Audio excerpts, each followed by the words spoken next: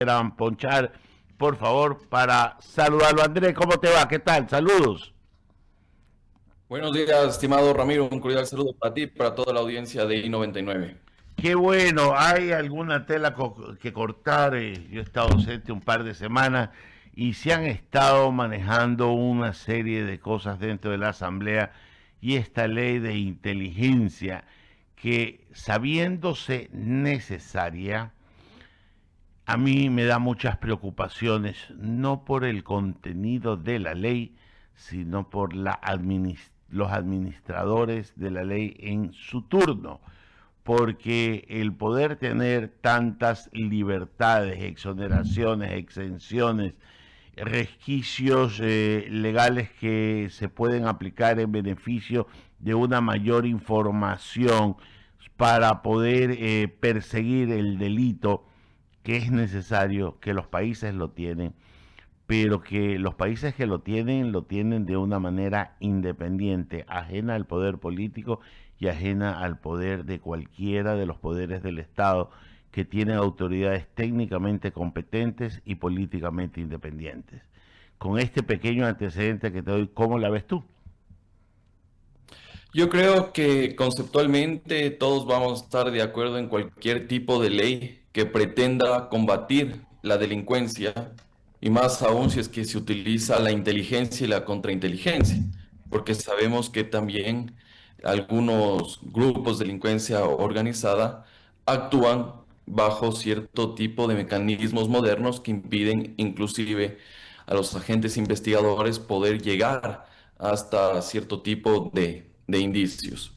Entonces, conceptualmente yo creo que estamos de acuerdo que existe una ley de inteligencia. Sin embargo, lo que preocupa es justamente lo que tú has advertido, estimado Ramiro.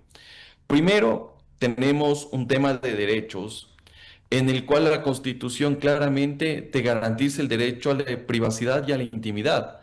Tanto es así que el derecho de correspondencia puede ser limitado siempre y cuando exista una autorización judicial. Entonces aquí no hay por dónde perderse. Si tú quieres, como Estado, verificar, revisar, acceder a una información, necesitas de la autorización de un juez. Y en la ley se hace todo lo contrario. Directamente tú puedes ir a revisar la correspondencia, la información de personal íntima de cualquier persona. ¿Y eso qué es lo que puede generar? Y ahí vamos al segundo problema. El segundo problema que tú también lo advertías, Ramiro, tenía que ver con la institucionalidad, que en este caso el encargado de poder ejecutar la ley es un órgano o una autoridad perteneciente a la función ejecutiva. Es decir, que tranquilamente desde ahí usted puede perseguir a opositores políticos, puede boicotear investigaciones periodísticas y también puede servir como un arma de extorsión. Si no es cierto, capaz usted no ha cometido ningún delito, pero por ahí si usted ha cometido algún desliz, de los que ya sabemos, por ahí le van a decir, oye, haz esta cosa o si no le contamos a tu mujer, etcétera, etcétera, mira lo que has estado haciendo. Entonces, eso también puede comprometer justamente los derechos de los ciudadanos. Y ahí vamos a otro aspecto adicional, lo que tiene que ver con la Contraloría. Dice, sí, va a haber un control, una auditoría por parte de la Contraloría, pero ¿bajo qué consideraciones? Dice que van a obtener la información y después vas a incinerarla. O sea que eso no te sirve ni siquiera para hacer un control posterior. Puede que hayas tenido falsos positivos, etcétera, pero esa ya no te sirve ni siquiera como prueba para un reclamo posterior si es que a alguien se le ha violentado un derecho constitucional. André, yo lo escucho con respeto y yo coincido porque mi formación de abogado es igual que la suya. Pero hay cosas en la vida, y esto me lo enseñaba mi querido profesor ya fallecido Edmundo Durán Díaz, que ocupó la Fiscalía General de la Nación, de cuya integridad nadie puede dudar. Y nos decía, y en una conversación me decía a mí, me dice Ramiro, las ventajas que tiene el delincuente por sobre la persona que vive al lado de la ley son innumerables. Uno tiene que recurrir a la formalidad de hacer las cosas con el debido proceso, todo lo que esté tipificado como delito en una norma, ir al órgano jurisdiccional competente para que dirima, etcétera, etcétera, etcétera, mientras que el delincuente atropella toda norma, todo procedimiento, toda tranquilidad, todo statu quo. Cuando usted tiene que combatir a ese tipo de situaciones y hoy enquistadas en todos los órganos del Estado, porque no hay uno que se salve, podríamos decir que vale saltarnos esas garantías que usted personal y puntualmente ha señalado en beneficio de un bien superior que es la seguridad nacional. Bajo el pretexto de seguridad nacional no podemos desconocer los derechos constitucionales. Si bien es cierto, existe un bien superior como usted lo señala, pero también existen bienes individuales que merecen protección y tutela por parte del Estado. Y aquí no estamos manejando un discurso como algunos dicen pro-delincuencial. No, estamos hablando de respeto del marco constitucional, sea quien sea.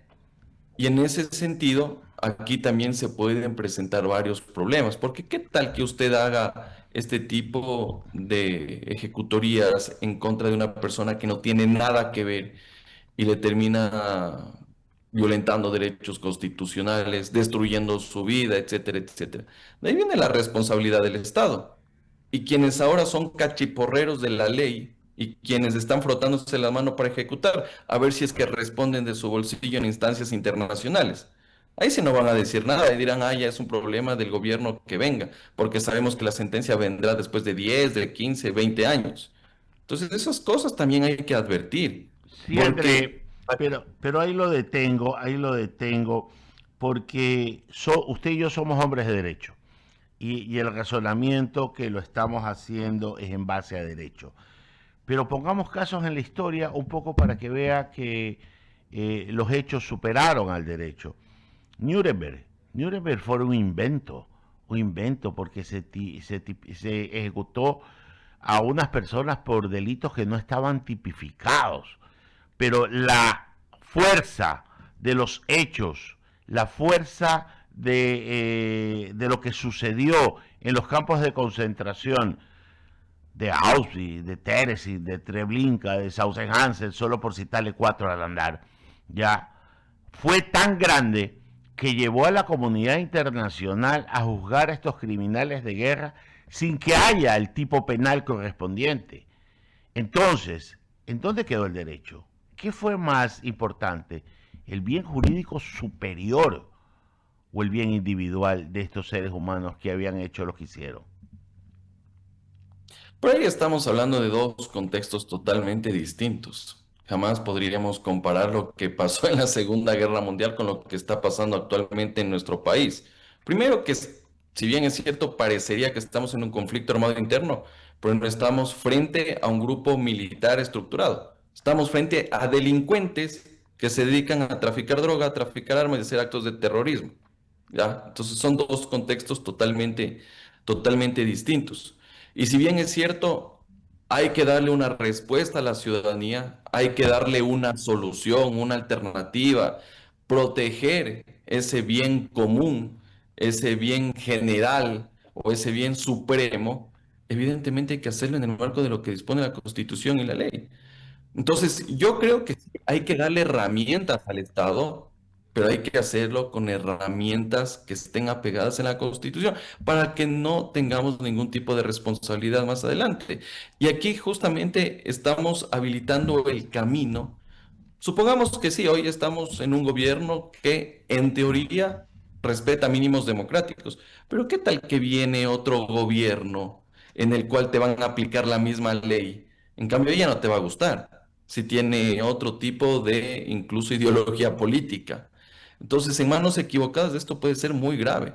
¿Que hay que ir con todo con estos delincuentes? Sí, por supuesto, en eso no podemos desconocer, pero tienes que hacerlo de manera adecuada. Uno dice, bueno, es que cómo va a actuar la policía, cómo van a ser los agentes investigadores, si es que hasta que llegue la orden judicial. Bueno, lo que tú tienes que hacer Es un acto urgente y en 24 horas ya te dan la autorización que tú requieres. Pero a Incluso veces para... 24 horas, André, es demasiado. Sí, pero ahí es lo que justamente ya depende de la coordinación que se pueda tener con jueces y fiscales. Es lo que corresponde. André, yo acepto el comentario de que eran cosas diferentes, pero el concepto al que yo me refería era algo que no estaba tipificado por la fuerza de las circunstancias, tuvo que hacerse. Acá hay cosas también. ¿Cómo vamos a creer que secuestran a gente, que las matan, que aparecen en una cisterna, que otros aparecen colgados, que hay vacunas y que utilizan a menores de edad y se amparan en la protección de la minoría de edad cuando los delitos de grandes deberían juzgarse como delitos de grandes en mi concepto, por más de que la ley diga otra cosa? Porque si estamos viviendo un desorden en la sociedad, hay que ponerle orden de alguna manera y a veces las herramientas del derecho. Acuérdense que los hechos son primero que el derecho. Entonces, cuando llegan los hechos y sobrepasan de una manera tan veloz que no puede empatar la norma jurídica, hay que proceder de alguna manera y eso se llaman actos de gobierno. Bueno, una cuestión son los actos de gobierno que pueden ser actuaciones discrecionales que puede tener cierto tipo de autoridades, como es el caso del presidente de la República. Pero yo sí me mantengo en que hay que respetar el principio de juridicidad. Es algo que yo mantengo, es mi criterio personal. Si es que el Estado, cierto tipo de autoridades, quieren asumir la responsabilidad de ese tipo de actuaciones fuera del marco de lo que dispone la Constitución y la ley, que se hagan responsables. Pero mira, Ramiro, yo creo que aquí Eso es mucho se gobernar. dice que hay aquí mucho se dice que hay falta de norma, que la norma es prodelincuencial, que la norma favorece. Yo hasta la fecha no conozco un artículo de la Constitución o del COIP que favorezca al delincuente. No conozco. Lo que sí conozco es que existen ciertos jueces y fiscales pillos que en cambio les gusta manosear la Constitución y la ley, que es una cuestión totalmente distinta. Total. Y de hecho, mira, en esta semana, en un medio de comunicación, se hizo un reportaje en el cual fiscales se pelean los casos respecto de vacunas, extorsiones y secuestros. Imagínate eso. Se pelean porque saben que pueden sacar 3.000, 5.000 dólares para dejarle al delincuente o no formularle cargos. Entonces vemos que el problema no es de la norma, sino de la práctica y quienes están lastimosamente cooptados por los grupos de delincuencia organizada. Entonces Eh, el problema como tal es sistémico Estamos y no necesariamente definitivo. totalmente de acuerdo. Lo que yo vengo sosteniendo que la reforma más importante que necesita el país en estos momentos es dinamitar la justicia desde lo más alto hasta lo más bajo, que el presidente se juegue, mire lo que estoy diciendo en una consulta popular, diciendo que por esta vez se pone un banco de 50, 60 magistrados perfectamente escogidos con derecho a veto y que de ahí se escojan los 31 magistrados de la Corte Suprema de Justicia para volver a la antigua Corte, que se inicie una cooptación y que se comience a reestructurar toda la justicia, porque no habrá ley, por más perfecta que sea, que con esta calidad de jueces sinvergüenzas y gángsters apliquen correctamente como debe de ser. Por tanto, yo voy a coincidir con usted que la calentura no está en la sábana, ¿ya? Pero que tampoco la solución es tan apegada a derecho. De acuerdo contigo, estimado Ramiro. Y mira, y eso es justamente lo que yo también he venido formulando, planteando, ya que mucho se habla de reformas constitucionales. Digo, bueno, hay que blindar a la función judicial, principalmente a la Corte Nacional de Justicia. A mí me parece que eso de que cualquier ciudadano puede participar en un concurso y después ser magistrado de la más alta corte de nuestro país, me parece que es muy benevolente. Cuando yo conozco casos que recién, cuando llegan al puesto, recién aprenden a hacer una sentencia o recién vienen a ver cómo funciona la notificación de providencias. Entonces, también eso hay que corregir y yo creo que el modelo como tal actualmente ha permitido la cooptación de los corruptos, de los políticos, del crimen organizado, etcétera, etcétera. Por eso yo más bien me decanto que sean jueces de la Corte Nacional, aquellos que provienen de la carrera judicial, que han trabajado toda su vida en eso y saben cómo funciona esto y les duele lo que ocurre en la función judicial. De que podríamos analizar un sistema híbrido en el cual sea de la carrera judicial y otros que provengan justamente de concurso de méritos y oposición. Podría ser interesante. Y también modificar lo que tiene que ver con el Consejo de la Judicatura. No, Actualmente, modificar no, eso desaparecerlo. Eso desaparecerlo, porque ha mira, sido una sinvergüencería tan parecida a la del Consejo de Participación Ciudadana. Así que eso de ahí, para temas administrativos, un nombre, un director administrativo y punto. sí, puede ser una alternativa. Yo te digo, mira lo que pasó esta semana, Asamblea Nacional, que deja sin efecto ternas que ya fueron presentadas por la anterior legislatura sin tener competencia y procedimiento legal para el efecto. Entonces, claro, ahí tú cooptas al Consejo de la Judicatura porque no te conviene a quienes pusieron en la terna. Entonces, mira, esa es una opción. Tú dices, mira, expulsemos de la institucionalidad del Consejo de la Judicatura. Bueno, habría que nombrar un director administrativo o ver otro mecanismo que justamente se dedica a estos temas, porque ahí tienes otro aspecto adicional. ¿Quién sanciona a los jueces? Ahora le has dado una competencia bastante fuerte al Consejo de la Judicatura para sancionar a los jueces. ¿De acuerdo? Y eso ha servido. La misma cooptación. Acuérdense cuando estuvo vigente la cooptación, si mi memoria no está mal, 5 o 6 jueces fueron destituidos de la Corte Suprema de Justicia, ¿ya? Entonces sí comenzaba a funcionar la depuración, porque como había gente honorable, no quería compartir con sinvergüenzas, pues, André. Entonces sí hay gente decente. Lo que pasa, y yo vengo sosteniendo, cómo la gente decente quiere aceptar un cargo público cuando la Contraloría te persigue cual maldición gitana por 7 años. Entonces, ¿cómo es esto? Yo no quiero ir a ningún cargo. Puedo estar 6 meses, pero me persiguen por 7 años. Es peor que un divorcio de matrimonio, pues. En eso estamos claros. Y esa es mi posición personal, estimado Ramiro, inclusive. Yo digo, a veces uno también tiene que mojarse el poncho y decir, bueno, sí, está bien, uno puede guiar, ser profesor universitario, etcétera, servir a la ciudadanía desde tu oficina, pero también puedes hacer cosas más importantes desde otros contextos. Pero cuando las condiciones jurídicas y políticas no te permiten, ¿qué tal 6 meses como ministro de Estado y como tú dices, 7 años perseguido por la Contraloría? Ahí no hay puesto público que lo justifique. ¿Sí? No, el Entonces, sacrificio es enorme. y no solo el sacrificio personal, el sacrificio familiar, incluso patrimonial, donde te caiga una glosa de la Contraloría y te establezca un indicio de responsabilidad penal. Ahí te toca responder con tu patrimonio, por si acaso. Entonces, Claro. pero claro, en cambio hay otros que nunca en su vida han hecho nada y por tener 5 minutos de fama aceptan cargos públicos y ahí están, con glosas en la Contraloría, etcétera, etcétera.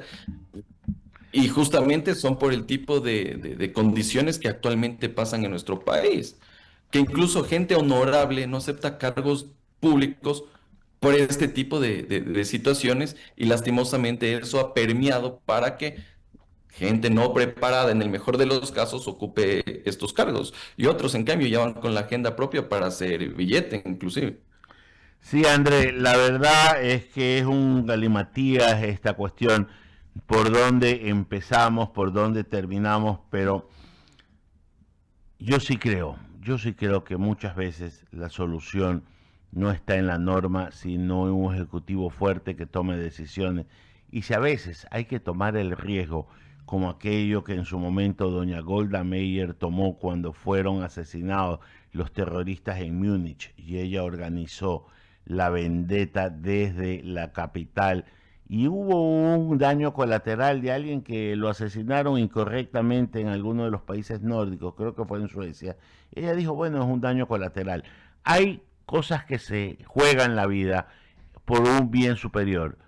No es una reflexión de derecho, y yo estoy hablando como hombre de derecho. Yo estoy haciendo una reflexión política porque a veces los hechos políticos sobrepasan al mismo derecho. ¿No le parece? Como para concluir la entrevista.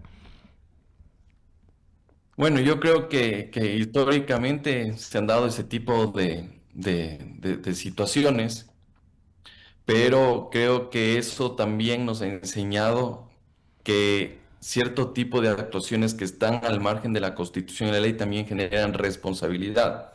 Entonces, yo creo que aquí más allá de cuestionar la medida, de cuestionar el mecanismo, la forma, creo que aquí hay que buscar la alternativa para que ese mecanismo, esa herramienta, sea pegada a la Constitución. Y yo al menos lo que esperaba, al menos de las últimas leyes que han sido aprobadas por la Asamblea Nacional, es que el presidente de la República, con su potestad de veto presidencial, mejore lo que hizo la legislatura y con eso evitar posibles escenarios que se van a dar más adelante. Y es algo que yo sostengo. Yo estoy casi seguro que las leyes que se han aprobado en seguidilla, estas últimas dos o tres, van a ser objeto de acciones de inconstitucionalidad. Y cuando la Corte Constitucional te declare esto inconstitucional, ya vas a decir o van a decir, ah, mira, es la Corte pro delincuencial, etcétera, etcétera, cuando en realidad el trabajo no estuvo bien hecho. Hay que ir con todo en contra de esos delincuentes, pero hay que hacerlo bien. Y muchas veces no se dejan asesorar y muchas veces no escuchan otro tipo de criterios que pueden tener medidas igual de eficaces e idóneas como las que se plantean.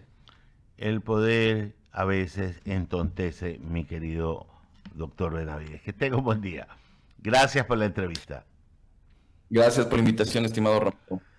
Así es, vamos a abrir el espacio de las menciones publicitarias y decimos, celebremos a papá y mamá y vamos a comprar al Centro Comercial Malecón donde hay ofertas inigualables y por cada $15 de compras usted puede adquirir un ticket que le va